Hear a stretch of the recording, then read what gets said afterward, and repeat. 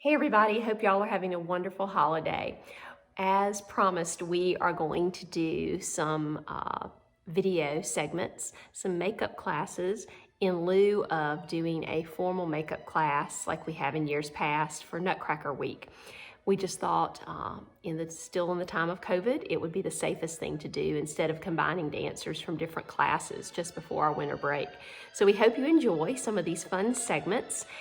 Get moving, and today's first segment is going to be about pantomime.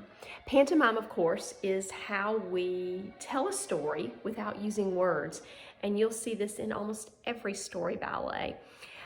One very, very common pantomime that we all do a lot of times each and every day is a hello wave. You could certainly do it by saying hello, but you can also wave to someone across a room without saying a word. Or maybe the queen. And that's an example of pantomime. We use it in the Nutcracker. Let's do a couple of the Nutcracker pantomimes. One you will see the Sugar Plum Fairy do. Let me move back a bit here. Is to say to Clara and the Nutcracker Prince, everyone, let's dance and have a celebration. Try that. Everyone, let's dance and celebrate. And you'll see that dance and celebrate pantomime in a lot of different ballets. All right, now let's move on to one more Nutcracker pantomime. We'll do a part of this one. It's pretty long. It is the Nutcracker Prince telling the Land of Sweets characters kind of what's been happening, why he and Clara are there, and what just transpired with the battle. So the Nutcracker starts by saying, and now of course he is a prince, he says, I was sleeping. So this is after the party scene, and he's thinking, oh, I'm under the tree, I'm a small nutcracker, and then of course all the magic occurs. Try it again. I was sleeping. Everything was calm. Good. Let's try it with no words. Ready? Go.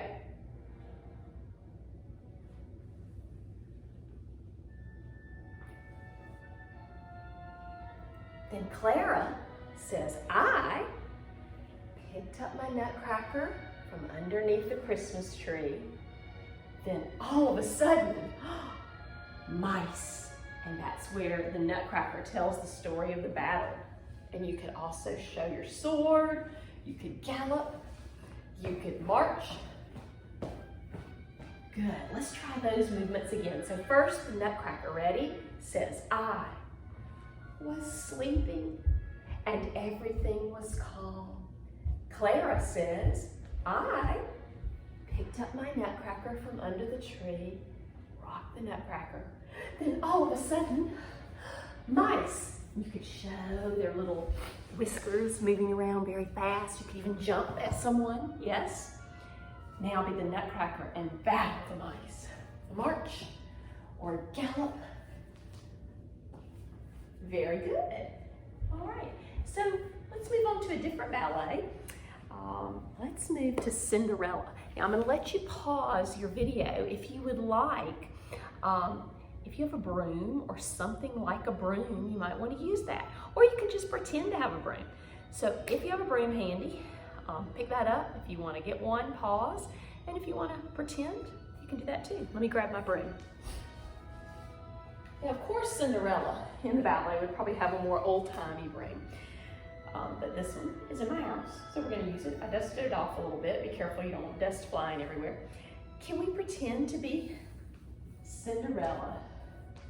Clean, very sad, knowing that she's not going to get to the ball. And you might also do an arabesque balance on it. Good. You can piqué on it if it had a little bit of strength. Beautiful. One of my favorite parts of Cinderella is when she turns the broom upright and pretends and dreams that this is a handsome prince and she's going to dance at the ball with him. You could do different things such as a waltz, down, up, down, up. sway with him. You could bourrée turn with him. You could curtsy bow to him. Invent your own dance, but this is now your handsome prince. All right, from Cinderella, let's move to Sleeping Beauty. Now in Sleeping Beauty, Disney calls the evil fairy Maleficent. Maleficent actually in the real story, or the original story, is called Carabosse, but either way, she is that forgotten fairy who doesn't get invited to the christening of Princess Aurora, and she's pretty angry about it. So here is her famous, probably one of the most famous pantomimes in all of ballet, because it really does tell a big part of the Sleeping Beauty story. So she comes into the christening and she says, after of course she's been greeted, the baby, and she points to the beautiful bassinet with the baby doll in it, which is representing Princess Aurora, will grow and grow and grow. Try that. The baby will grow and grow and grow. She will be beautiful and graceful. Let's try that. Ready? She will be beautiful. Circle your face, touch your arms, and graceful. So Carabosse, although she is evil, she does have a grace about her movement, yes? But she's very mysterious, very sneaky. She says then, however, hold your finger out, and usually she does a big bourrée turn. Aurora will prick her finger and die. But the good fairy comes and undoes that spell. Let's do Carabosse one more time. Here we go. Ready? So Carabosse points to the bassinet with the baby. Baby Aurora will grow and grow and grow. She will be beautiful and graceful. However, point, bourrée turn. Everybody's listening. She will prick her finger and die. Cross your arms like that. That's the pantomime for death. But then the good fairy, the lilac fairy, comes in and says, the baby will die not. Let's try that. Ready? Go. Princess Aurora will die not. She will prick her finger a little softer. She will fall asleep until one day a prince, show the crown on her head, will come, give her a kiss, and wake her up. Shall we try that? So the good fairy says, Aurora will prick her finger and die not. She will just go to sleep. Oh yes, 100 years, right? Until one day a prince comes and kisses her and wakes her up. That's a very famous part of Sleeping Beauty. I hope you enjoyed that. And of course, you can feel free to go back and rewind these pantomimes and do them over and over. And eventually, you should be able to do them without any words. Because on stage, we don't use words. We use these gestures and movements so the audience can kind of know what's happening with the story. Now let's see. Oh yes, let's move to another one. Swan Lake. So in the beginning of Swan Lake, Princess Odette is just that. She's a princess. She's not a swan. The evil, everyone say the evil, sorcerer Rothbart turns her from a princess into a swan. Beautiful. Let's try that. So you start with the evil sorcerer Rothbart turns me from a princess to a swan. And you should look very sad there. Your emotion is very, very worried and sad. You'll never turn back into a princess, you fear. Now, let's have a little fun. The Queen of Hearts in Alice in Wonderland, which I hope you'll get to see soon, is she's kind of mean, but really she's more funny than anything. And she likes to go around to everyone that bothers her, everyone that doesn't do exactly what she wants at exactly the moment she wants it, and she says, "You, off with your head." Let's try that. "You, off with your head. You, off with your head." She's a very comical character, not so much scary, not so much mean, but you'll see that in Alice in Wonderland, hopefully soon. Now let's do a couple of short little pantomime phrases or movements that'll be very helpful. You'll probably do them at some point in your ballet career. So the Cowardly Lion, let's stand up and be the Cowardly Lion in The Wizard of Oz. Practice how you think he might walk if he was very scared. He might cover his eyes, he might shake his legs, he might tiptoe, and it probably would not be upright, but probably maybe crouched over, scared of what is behind the corner. You can pause the video and practice your own Cowardly Lion movements. Remember, he's very scared. He's even scared of Dorothy when he meets her. Let's do the Beast. So, in Beauty and the Beast doesn't want anyone to see him. How would you cover your face? The audience could still see if you had maybe a Beast mask on, but if Belle or Beauty is over here, it would show that the Beast was trying to hide his ugliness, his scariness, his furry, fierce face from her. Good. Let's do, oh, this is a great one.